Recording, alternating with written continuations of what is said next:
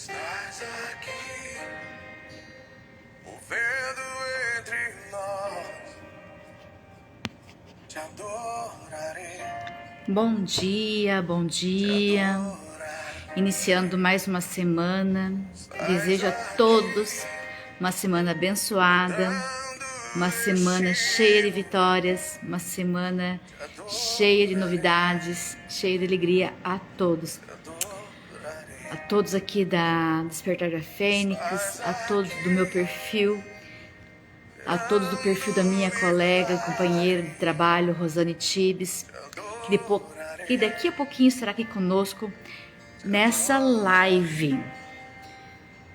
Essa live, ela tem como objetivo falar um pouquinho de fé e ciência. O nome dela é Biblioterapia, onde se trabalha um pouquinho da Bíblia e da terapia. Nós estamos trabalhando nesses dias o livro, de Amanda Veras. É um devocional de 21 dias. É Livre-se em 21 dias, Livre-se. É uma jornada para uma vida plena. Livre-se em 21 dias. É um devocional. É para fazer em 21 dias, mas nós estamos fazendo em 21 semanas. Porque nós estamos lendo um capítulo por semana. Todas as segundas-feiras, às 9 horas. Ok? Então, assim, hoje o nosso tema vai falar sobre livre-se da comparação. Com quem você tem se comparado? Quem tem sido a sua referência? É uma perguntinha aqui para vocês. Então, me ajude aí, vão mandando aviãozinho para as pessoas, convidando seus amigos para estar junto conosco aqui no canal da Despertar da Fênix com a live Biblioterapia, todas as segundas-feiras às 9 horas da manhã. Vamos lá, pessoal? Logo, logo chamaria a Rosane, ela já está aqui, ela já mandou o convite, já estarei aceitando também, né?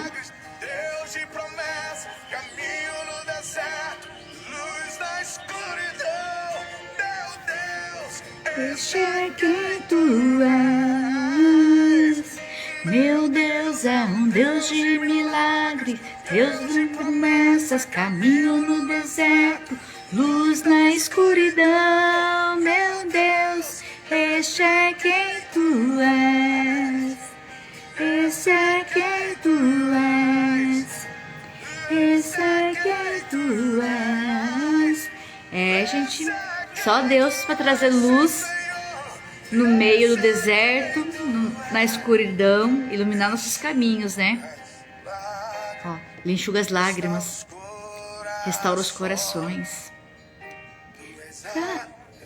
É a resposta. Ele enxugue as lágrimas, restaura os corações. Tu és a resposta, Jesus.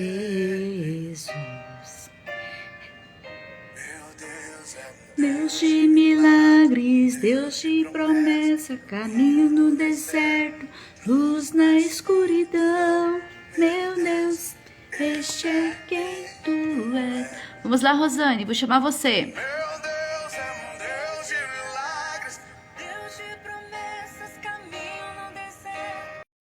Tu és, este é quem tu és, este é quem tu és. Você quer que eu mande o convite, Rosane?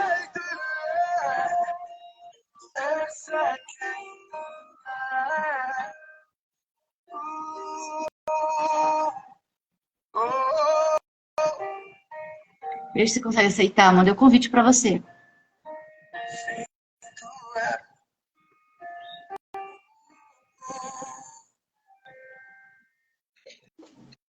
Oi, Rosane. Deu certo! Estamos nos vendo. Na última a gente estava nos vendo, né? Eu que não te avisei. Nós estávamos nos vendo.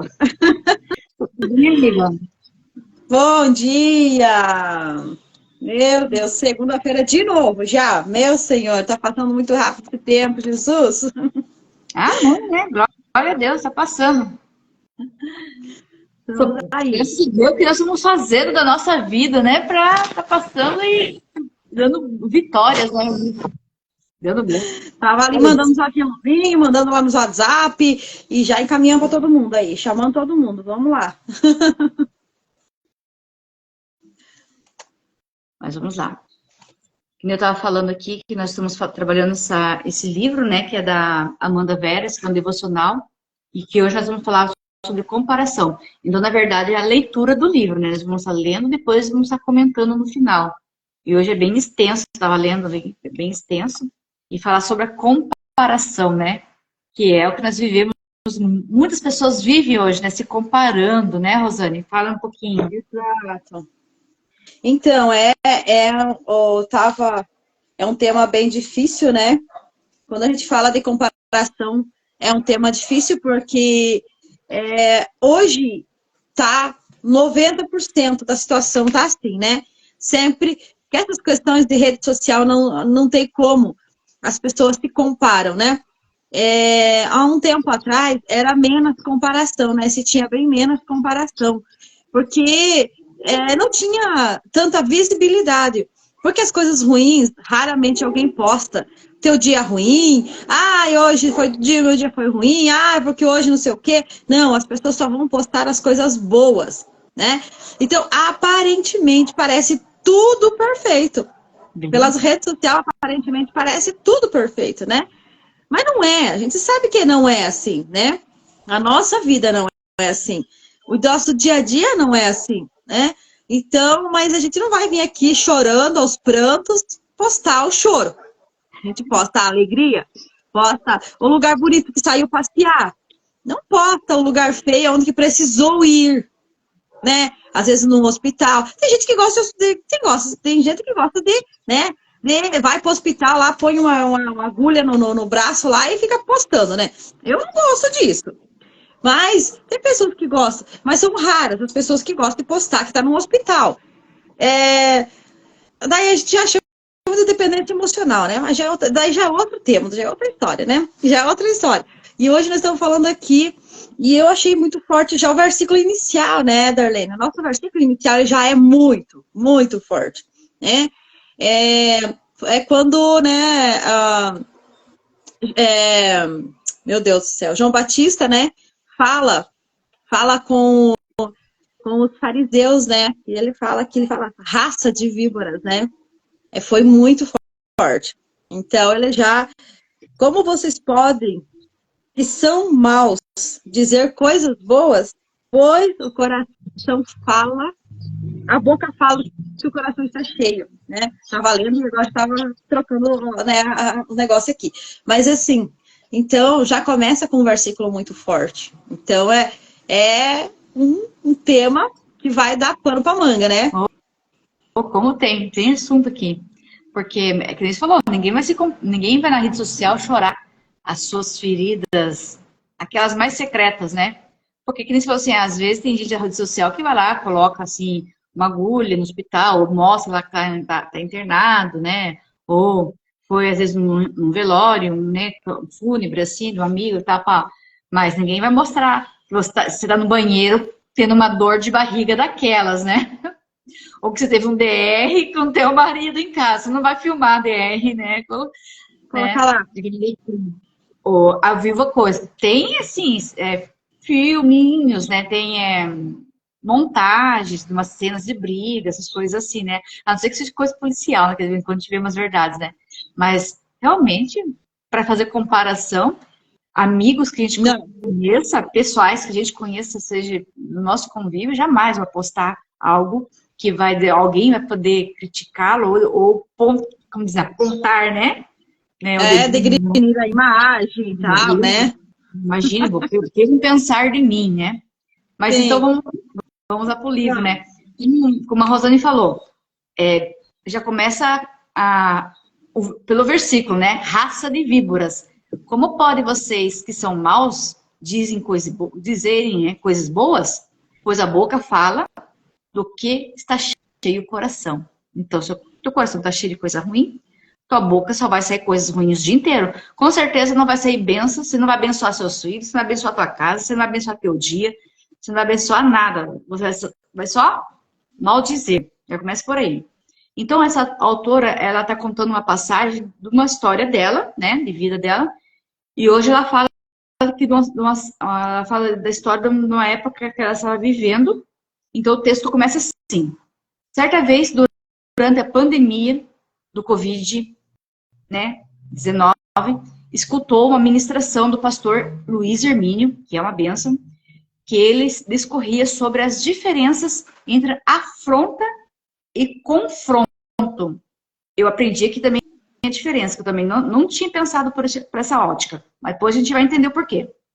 De forma resumida, ele explicava que quando somos confrontados por Deus, crescemos, mas a afronta é desrespeito. Posso me lembrar da sua voz meio rouca dizendo, ha, ha, ha. A afronta traz desrespeito. E isso soou tão forte aos meus ouvidos, percebi que eu não sabia a diferença entre afronta e o confronto. Mas de uma coisa eu sabia, que eu não gostava de nenhuma e nem da outra, né? Passei um tempo citando em minhas conversas essa palavra do pastor Luiz Hermínio, mas apesar de apenas um tempo depois, pude experimentá-las. E não pense que gostei de passar por essa escola do confronto e da afronta. Contudo, entendi. Sei ser isso extremamente necessário, pois se desejamos caminhar com Jesus, muitas portas se abrirão diante de nós e somos livres para escolher avançar para o próximo nível ou parar aonde estamos, ao deixar a raiz da ofensa produzida pela afronta nos paralisar. Talvez, assim como quando eu vivenciei essa situação de ofensa, você também desconheça o que quer dizer confronto e afronta. Então, vamos lá para o significado dessas duas palavras. Confrontar é estabelecer comparação, destacando-se as semelhanças, diferenças entre as duas ou mais coisas. Comparar, cotejar. Exemplo. Confrontar preços antes de comprar. Confrontar a cópia com o original. Isso é o significado de confrontar. E afrontar agora. Afrontar significa ofensas lançadas contra uma pessoa ou um grupo de pessoas em sua presença ou em público. Pode ser um insulto, um ultraje. Agora quero ilustrar, com exemplos na Bíblia, como podemos entender as ações do confronto que nos faz crescer e da afronta que pode nos gerar a ofensa. Em 2 Samuel 12, de 1 a 15, o profeta Natã é enviado por Deus para repreender Davi. A repreensão pode ser compreendida como uma ação de advertência e de aconselhamento com veemência, quer dizer, intenso, e que muitas vezes traz um confronto pessoal, ou seja, confrontar a consciência de Davi mediante o pecado que cometera, o homicídio de Urias, que era o marido, né? Urias era o marido de Betseba. O profeta Natã foi usado Natã já fora usada por Deus para falar com o rei Davi em 2 Samuel 7, de 8 a 17, confirmando a sua aliança pela promessa de que o trono dele seria firme para sempre. Contudo, as escolhas do rei abriram espaço para uma nova visita do profeta, a qual dessa vez não era para falar das promessas de Deus, mas sim para repreender a recente atitude de Davi. Então o profeta Natã ilustrava a situação por meio de uma parábola que comparava a cobiça à atitude que levou o rei Davi a pecar. A comparação nos paralisa. E se os nossos olhos não forem abertos para o confronto, certamente viveremos uma vida de prisão na comparação. O confronto do profeta abriu os olhos do rei para a cobiça que estava em seu coração. Davi poderia ter qualquer mulher do reinado, mas a sua escolha foi pautada nas emoções e no desejo de cobiçar aquilo que não poderia ter. De acordo com Êxodo 20, 17, o 10º mandamento é: não cobiçarás a casa do teu próximo, não cobiçarás a mulher do teu próximo, nem o servo, nem a sua serva, nem o boi, nem a jumenta, nem coisa alguma do teu próximo. Então, esse mandamento diz a respeito da origem dos atos maus, que incluem o homicídio, o adultério e o furto. Davi não só enviou Urias para morrer na guerra, como também cometeu o adultério. Quando o profeta foi enviado por Deus para confrontar Davi e compartilhar a história de um homem rico que agiu de uma maneira inconcebível acerca da hospitalidade, Davi ficou irado e quer justiça, mas estava cego pelo pecado e diante da verdade, e não enxergava que agira conforme o rico, mencionado na história narrada pelo profeta, que encontra-se em 2 Samuel 12, do 1 a 7. Quando a palavra de Deus chega a Davi, por intermédio da vida do profeta Natã, é para confrontá-lo à verdade, para que Davi pudesse sondar o seu coração e cair diante de sua postura. Dessa forma, Deus suscita pessoas a nos confrontar com a verdade, para nos permitir sondar os nossos corações e as nossas motivações. Aí, lá em Salmos, 139, 23, 24, fala assim: sonda-me, ó Deus, e conheces o meu coração. Prova-me e conhece os meus pensamentos. E me vê se há em mim um caminho mau. E guia-me pelo caminho eterno. Né? Deus nos confronta com a verdade e nos faz crescer. Pois se confronta a quem ama e a quem quer bem. Não fuja de ser confrontado por Deus. Examine-se o seu coração diante das suas escolhas. Que tem feito, lembre-se, o confronto faz crescer.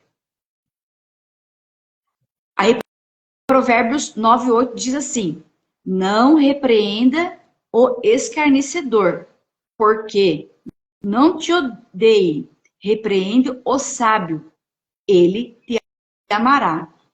Outro provérbio, provérbio 28, 23 diz: quem repreende o próximo obterá, por fim, mais favor do que aquele que só sabe bajular. Então, provérbios fortes aí, hein, gente?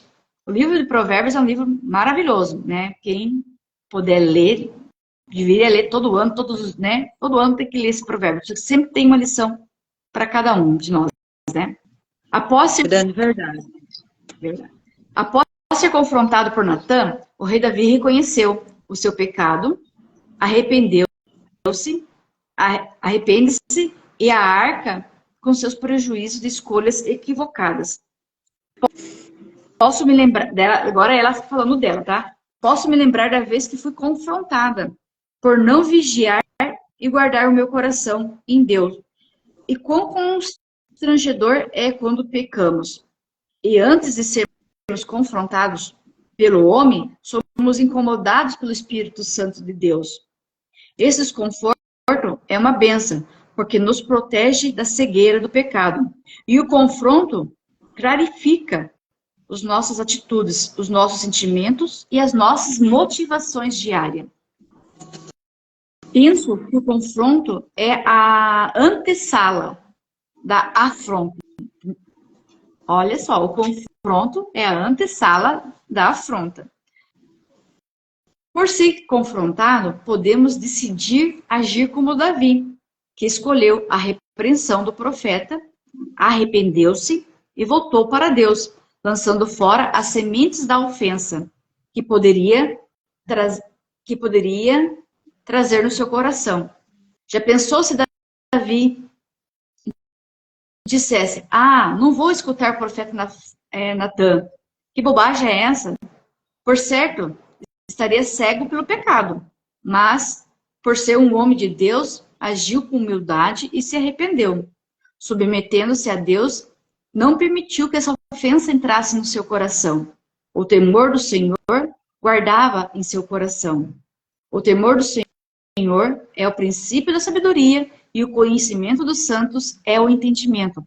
Mais um provérbio, que está lá em Provérbios 9, 10.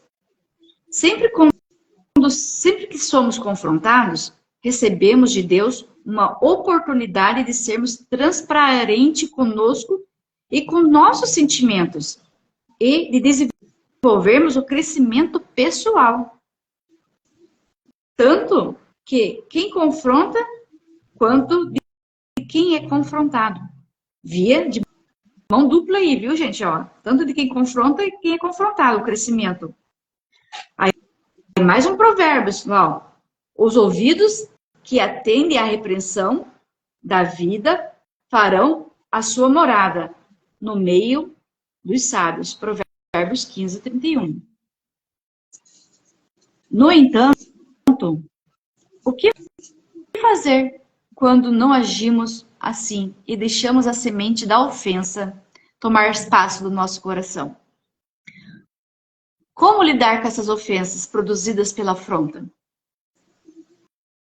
No início do capítulo, né, nós mencionamos lá, raça de víboras, como podem vocês que são maus dizer coisas boas? Pois a boca fala do que o coração está cheio. Quando essa ofensa cria raiz no nosso coração, por não admitirmos o confronto, cedemos espaço à ofensa produzida pela afronta. Como mencionado antes, a afronta é uma ofensa lançada contra a pessoa ou um grupo de pessoas em sua presença ou em público. E pode ser um insulto ou um ultraje. Como ser livre da ofensa? Ela diz aqui, ó, quero compartilhar uma experiência pessoal relacionada à ofensa. Foi quando conheci e aprendi a lidar com ela.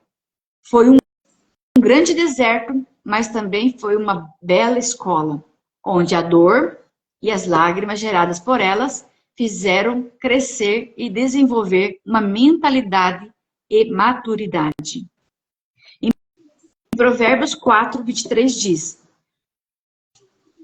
sobretudo o que se deve guardar, guarda o seu coração, porque dele procede a fonte de vida.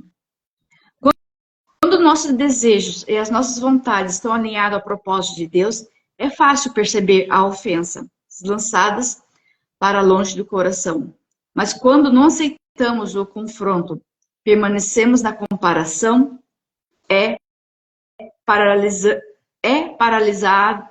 paralisamos a nossa vida. Quer dizer, Eu fugi o português aqui. Mas quando não aceitamos o confronto, permaneceremos na comparação e paralisamos a nossa vida. Sabe quando tudo se trata do outro e você nunca está errado? Alguém aí já passou por isso?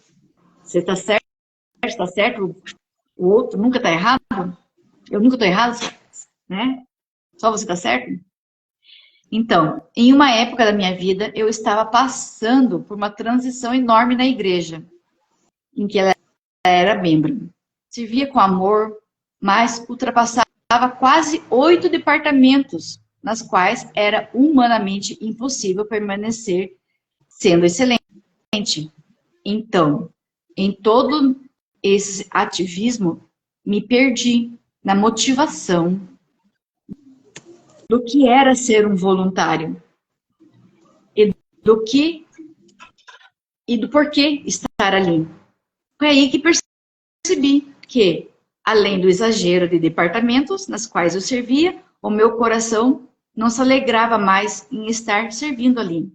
Talvez você se identifique com a minha pequena lista de percepções sobre a alma doentia que eu alimentava.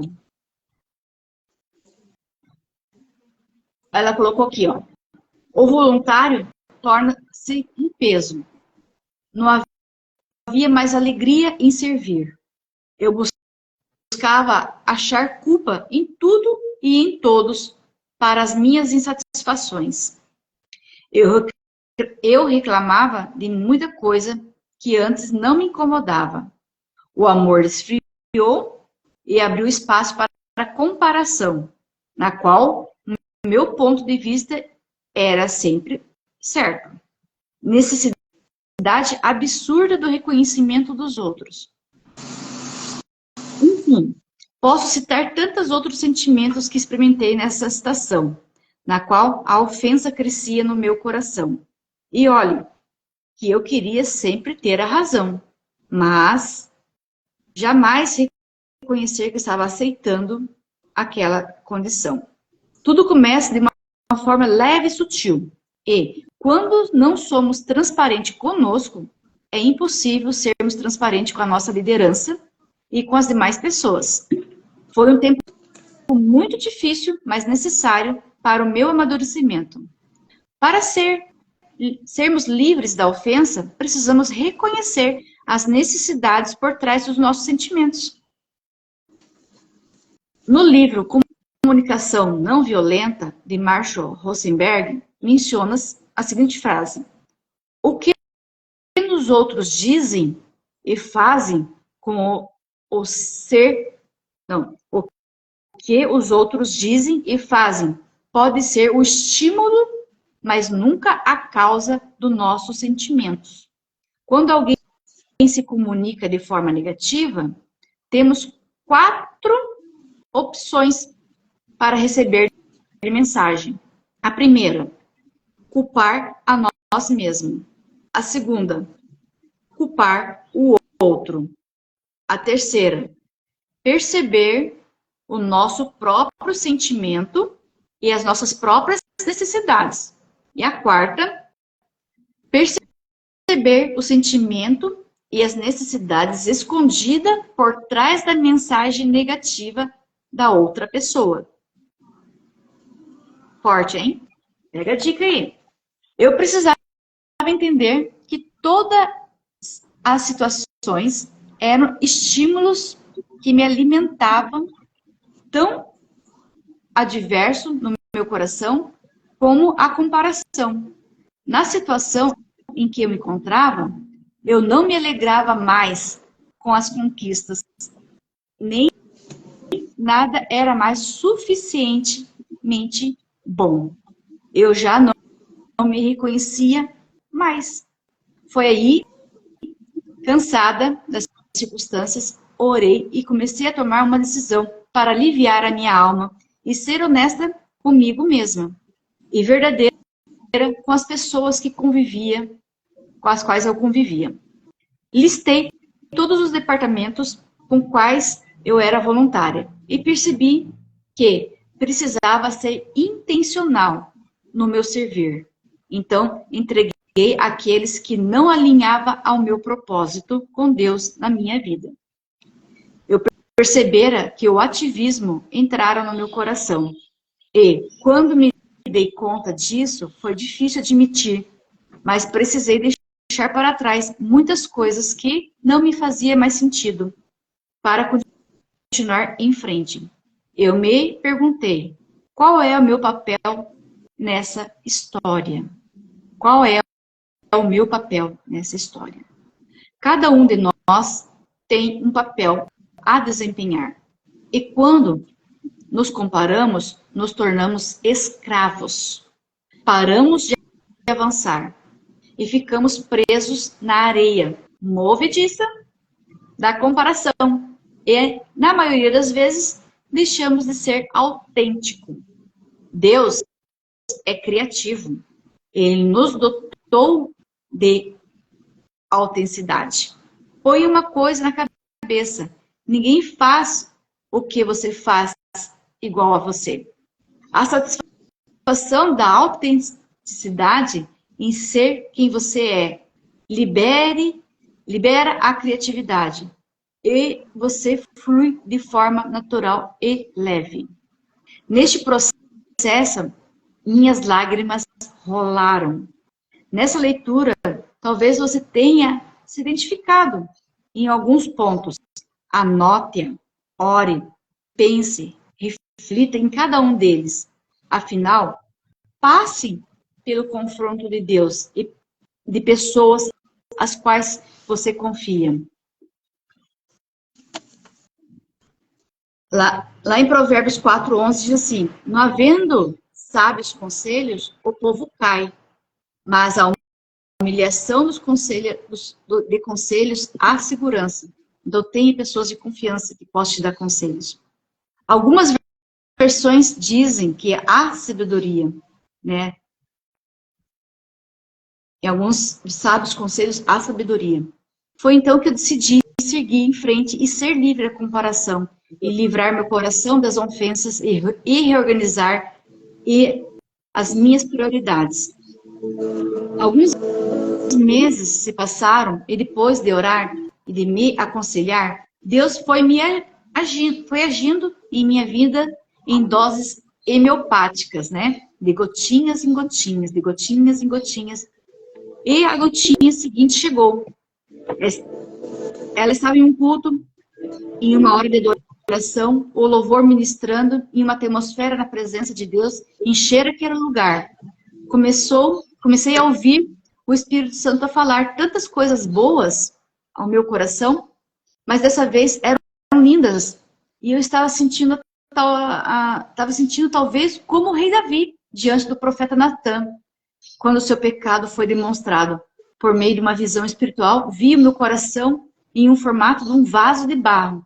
Ele era posto de lado, com uma abertura superior do canto no chão. E dentro dele saíram várias cobras. Esses pequenos répteis se arrastavam, até muitos se posicionaram ao meu redor, todos pretos e lisos, e de repente vi cercada delas, mas eu estava sobre uma pedra. Neste momento, me veio a passagem de Mateus 12:34. Raça de víboras, como podes, né?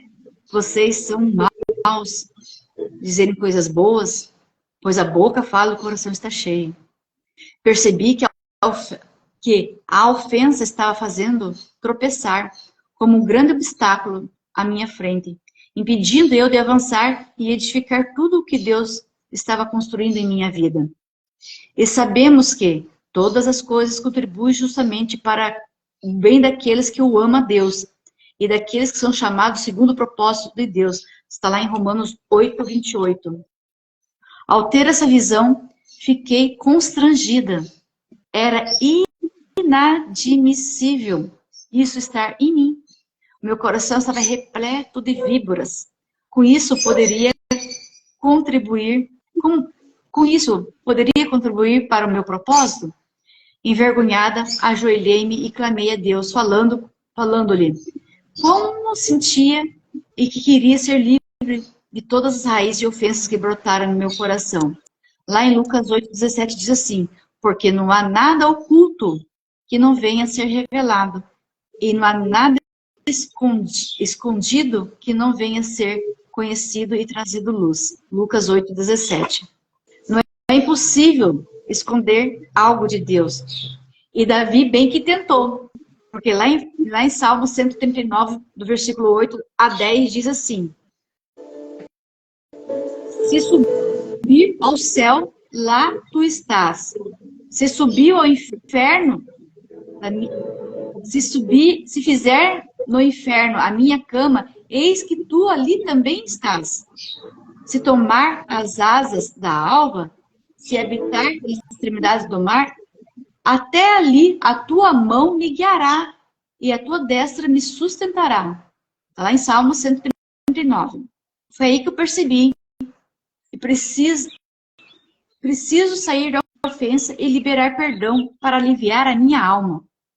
Depois que dei conta do estrago que a minha raiz de amargura fizera, percebi que precisava abraçar os princípios que permitiriam ser livre da comparação e acolher o confronto e extirpar a raiz da ofensa do meu coração.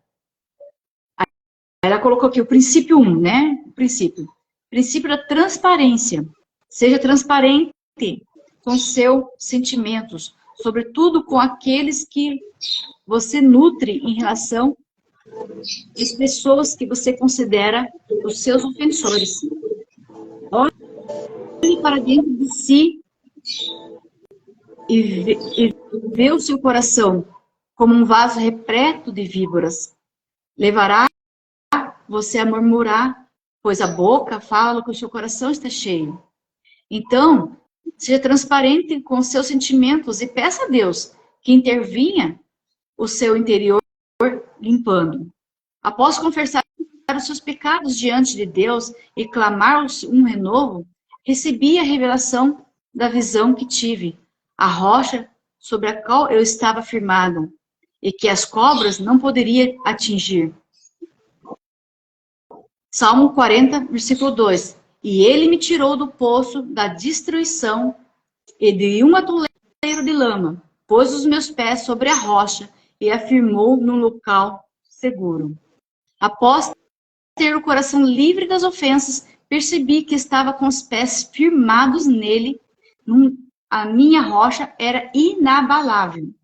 E o vaso se reergueu e um azeite novo e brilhante como ouro foi sendo derramado dentro dele. Óleo novo, alívio ao meu coração. Segundo princípio que ela colocou aqui, princípio do fruto. Os frutos revelam a árvore que está enraizada. A Joyce Meyer, sobre o livro A Raiz da Rejeição, ela diz que o fruto em nossa vida tem origem onde estivermos enraizados. Porque lá em Jeremias 17:8 é a referência bíblica. Porque será como uma árvore plantada junto às águas, que estende as suas raízes para o ribeiro. Não receie quando vem o calor, porque as suas folhas ficam verdes. O ânus da sequidão não se fadiga e nem deixa de dar fruto, porque as suas raízes estão firmadas. E as suas raízes estão para o ribeiro. Princípio 3. A verdade. Guarde o seu coração na palavra de Deus. Salmo 119:11 diz: escondi a tua palavra no meu coração, para não pecar contra ti. Princípio número 4. Princípio da submissão. A submissão é um remédio que aplaca grandes ofensas. Em Eclesiastes 10, do 2 ao 4, diz assim: o coração do sábio está à direita, mas o coração do tolo está à esquerda. E até quando o tolo vai pelo caminho, faltando-lhe o seu entendimento, e diz a todos que é tolo, levantando-se contra ti o espírito do governador. Não deixes o teu lugar, porque a submissão é um remédio que aplaca grandes ofensas. Então, o espírito do governador suplicitado traz um descontentamento, lembrando-me dos conselhos que recebi da minha mãe na época. Em uma videochamada, eu disse à minha mãe que não sentia mais alegria, ou seja, o descontentamento estava em mim, e ela, com a sua infinita sabedoria, lhe respondeu: filha, tudo bem se sentir triste, mas se ela rouba a sua alegria, lembre-se, o inimigo roubando de você quem você é, uma menina alegre. Não deixa roubar isso de você. Daí ela falou, uau, que era pura verdade. O diabo veio para roubar, mentir e destruir. Isso está lá em João 10:10. Então não permita que ele roube a sua alegria. Isso permaneça, permaneça firme no lugar onde Deus te colocou. Não permita o inimigo roubar a alegria, porque assim ele também matará a sua força. Porque a alegria do Senhor é a nossa força, que está lá em Neemias 8:10. Quinto princípio, o princípio da lealdade. Seja leal, firma na rocha, né?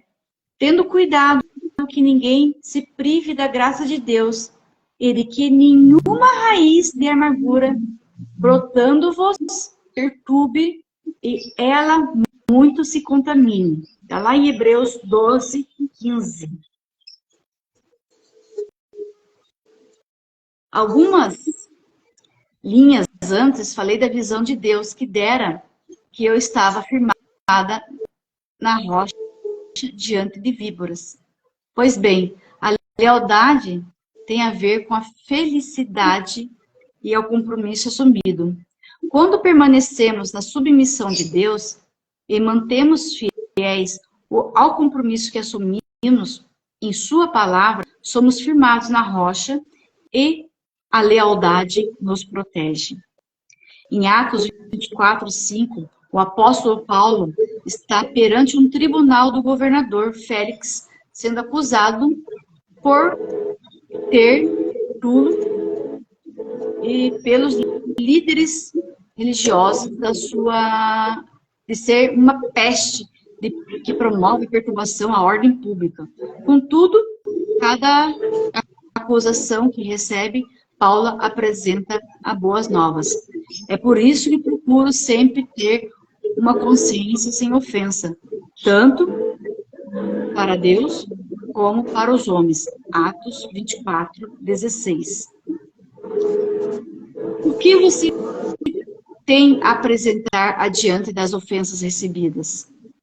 Em conversa com uma amiga que presta auxílio a moradores em situação de rua, ela disse que certa vez, na semana de Natal, foi pregar sobre Jesus a um grupo de voluntários em uma praça repleta de mendigos. Após um tempo de oração e de distribuição de alimentos, descobriu que muitos moradores em situação de rua eram cristãos, que estavam ali desviados, né, do caminho de Deus. E foi aí que 3 homens se aproximaram dela, escutaram o mensagem de Deus e reconciliaram-se com ele. Os homens foram encaminhados para a casa de acolhimento e os moradores em situação de rua lá permaneceram por 90 dias. Após esse período, na primeira saída da casa, foram levados a um restaurante para almoçar. Eles se sentiram tão felizes e honrados. Foi então que um deles ligou para a minha amiga agradecendo por tudo que ela e aquele grupo de voluntários haviam feito por eles. E ao final da ligação, ele disse o que levou ele para a rua. Ele me fez comer o lixo. Foi a ofensa. Quando a ofensa entra no nosso coração, aceitamos nos alimentar de lixo. Deus convidou para sentar-se à mesa e receber um banquete. Não despreze o convite do Pai. Se livre das ofensas. É isso que temos para hoje. Livre-se da comparação. Rosane, os comentários é todo teu. Então, é verdade. A questão maior desse capítulo, ela realmente está nessas duas palavrinhas-chave, né? O confronto e a afronta. Confronto, a palavra de Deus, ela é para nós confronto, né? Ela é a palavra de Deus, quando a gente começa a ler a palavra de Deus, ela nos confronta com o que ela falou aqui, com a verdade, com a transparência, né? Ela vem aqui nos trazendo esses confrontos. A palavra de Deus, ela é isso, ela é transparência, ela é verdade, ela é princípio de frutos. Ela vem nos trazer, ensinando a submissão. Ela traz a lealdade. Então, quando falamos de confronto, falamos da palavra de Deus. Isso, para mim, é transformador. Quando eu estou lendo a palavra do Senhor, quando eu estou lendo a Bíblia, todas as palavras, elas me trazem confronto da verdade, daquilo que eu estou procurando, buscando, daquilo que está dentro de mim. Se é de uma ofensa, ela citou muito aqui a questão da ofensa. Então, a ofensa, ela vem através da afronta. Porque afrontar é diferente de confrontar. Confrontar o pecado, como o Natan foi lá e confrontou Davi com o seu pecado. Mas ele não chegou e apontou para Davi assim, ó, você foi lá, roubou a única mulher do seu soldado, e ainda mandou ele para a guerra para morrer. Você foi egoísta, você foi mesquinho, não. Olha a sabedoria que Deus deu a Natan. Ele foi lá e contou uma historinha. Deus mandou ele ir lá e contar, confronta com a verdade, confronta com a transparência, mas conta uma historinha. Não vá afrontar ele, vai confrontar ele para ele entender a verdade que ele estava passando. Então, foi isso que aconteceu. Natan foi lá e contou toda aquela historinha lá, que tinha um homem rico, que tinha muitos bois e não sei o quê, e tinha um homem pobre que tinha só um, mas no dia da festa ele mandou ir lá buscar do servo pobre ao único e matar para a festa. Ai, nossa, quem foi esse homem? Davi já se revoltou, Davi era todo justo, queria ser todo justo, né? Davi era todo, né, segundo o coração de Deus, todo justo. Então vamos lá, vamos matar esse homem, vamos fazer alguma coisa. Esse homem rico errou. Só que esse homem rico, de quem ele estava falando, era o próprio Davi. Só que ele não chegou lá já apontando o dedo, como a maioria das vezes. A ofensa, ela se gera disso, que a gente vai confrontar o pecado, né? Eu já fui confrontada, já fui afrontada, até por situações que eu não era erro meu. Talvez foi a questão desse último, né, desse homem que ela citou no último finalzinho ali, que saiu da igreja. Às vezes ele nem estava em pecado, ele nem estava errado, mas ele foi confrontado dentro da igreja. Ele foi ofendido, ele foi afrontado, ele foi afrontado, ele foi ofendido, ele foi magoado, talvez por uma coisa que ele nem tinha cometido, talvez cometeu, mas poderia ter jeitos diferentes de falar, podia ter maneiras diferentes de falar. Vamos pegar o exemplo de Natan. Natan foi lá e contou uma história, confrontou Davi com a verdade, mas através de uma história, de uma ilustração. Ah, mas precisa disso, Rosane? Mas a pessoa está errada, vamos lá e vamos apontar o dedo. Não, não aponte o dedo. Você gostaria que apontasse o dedo para você? Como quando a gente vai falar aqui quando a gente vai falar aqui do João Batista ele faz isso. Ele pega lá, o rei, quem ele confrontou aqui foi foi os fariseus aqui, os fariseus estavam passando e ele apontou no meio da multidão. Ele não. Aqui ele pegou o que ele fez. Ele literalmente apontou o pecado, ele afrontou. Ele não confrontou, ele afrontou mesmo. Ele apontou o dedo para os fariseus no meio de toda aquela multidão, rata de víboras. Ele chamou. Beelzebul. Aqui quando a gente vai ler um pouquinho mais para trás, aqui, no versículo, começa no versículo 22 de Mateus, aí ele vai falando ali, depois ele fala, mas os fariseus ouvindo isso, esse não expulsa demônios, senão Beelzebul, príncipe dos demônios. Então ele apontou mesmo, ele criticou mesmo, ele foi lá, afrontou, ele apontou o dedo, né? Natan foi lá e contou uma historinha para confrontar o pecado de Davi. Agora, João Batista não. João Batista foi lá e afrontou mesmo, apontou o dedo. Tanto que resultou no quê? Na prisão dele. Porque ele foi lá e apontou o erro. O erro meu Deus do céu. Esqueci o nome Oh, meu pai. Quando a gente quer lembrar, a gente não lembra. Eu tô com o nome na boca que não consigo falar. Que ele confrontou e resultou na prisão dele. A mulher do rei, né? E foi ali que ele resultou, quando ele apontou o pecado deles, quando ele apontou o dedo no meio de toda a multidão, resultou na prisão dele. Gente, eu tô com o nome da mulher aqui, mas ela não tá saindo, tá? É um nome um pouquinho difícil. E eu não achei aqui não, que tá aberta a minha Bíblia aqui. Mas, enfim, o que acontece? Então, confrontar com a verdade da palavra de Deus, não é você simplesmente chegar e apontando o dedo, você chegar e julgando a pessoa, você julgar e falando. Como eu ouvi quando começou toda a minha decadência, a minha falência, né?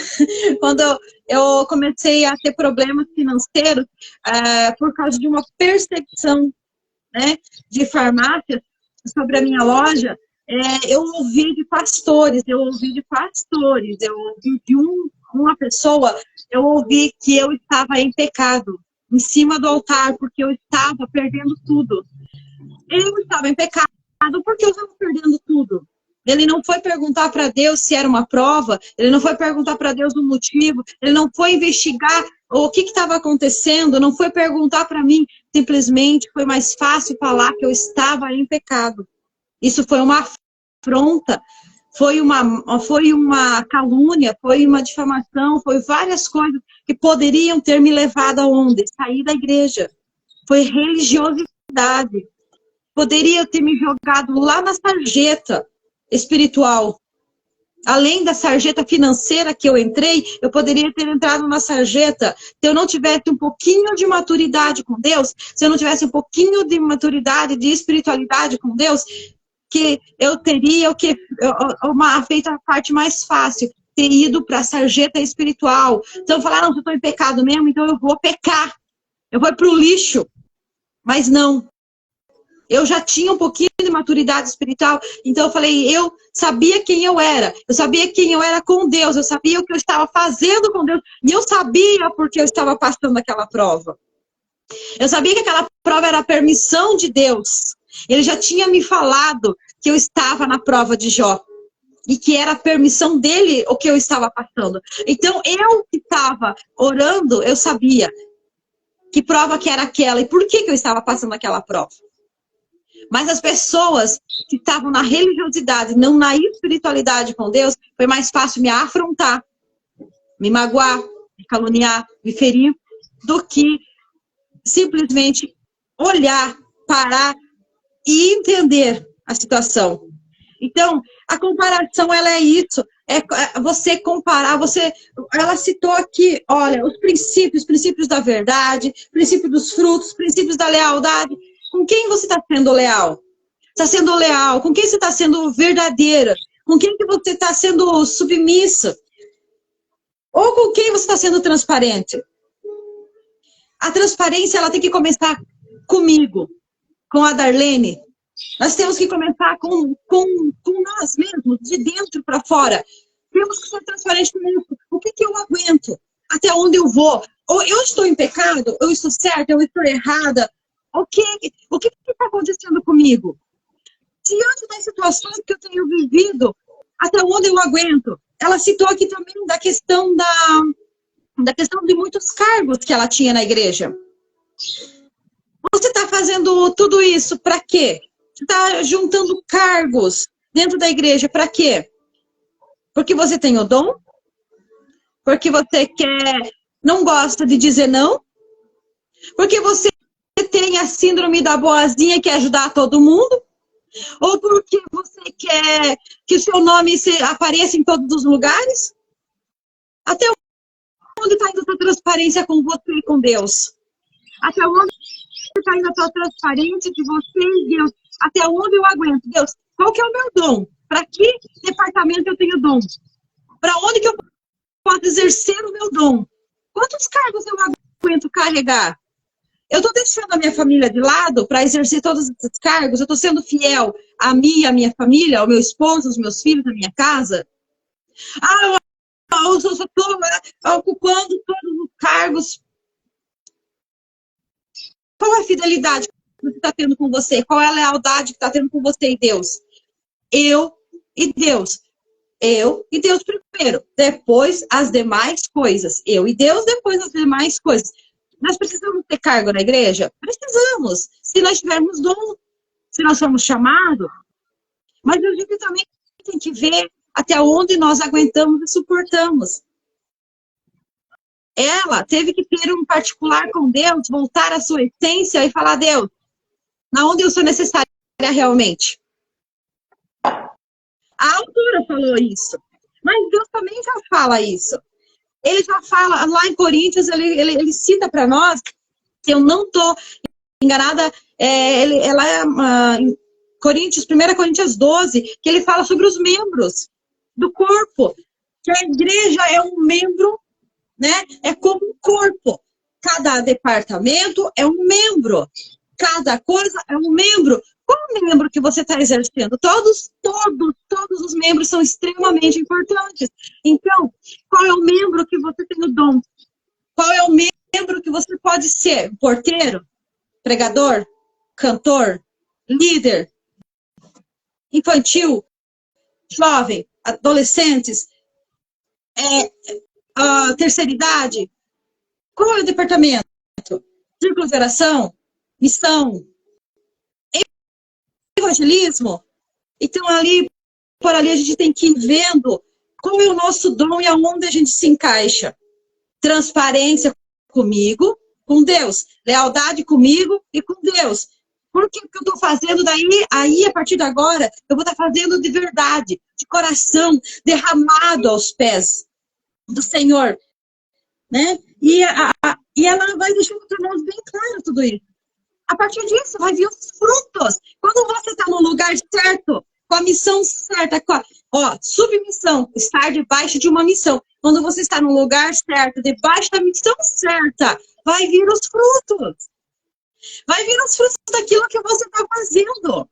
Vai vir os frutos, é certo, os frutos estão certos. Quando você tem lealdade com você e Deus, quando você tem a verdade com você e Deus, a transparência entre você e Deus, né? Quando tudo isso vem vindo, o que acontece?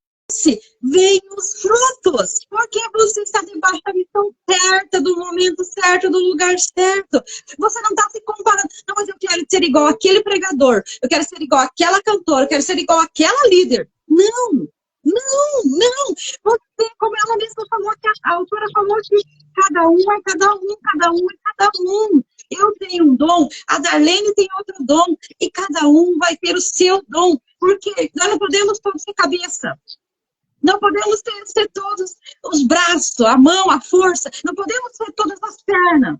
Não podemos ter todos os olhos, todas as orelhas. Não, um tem que ser os olhos, um tem que ser o ouvido, outro tem que ter a boca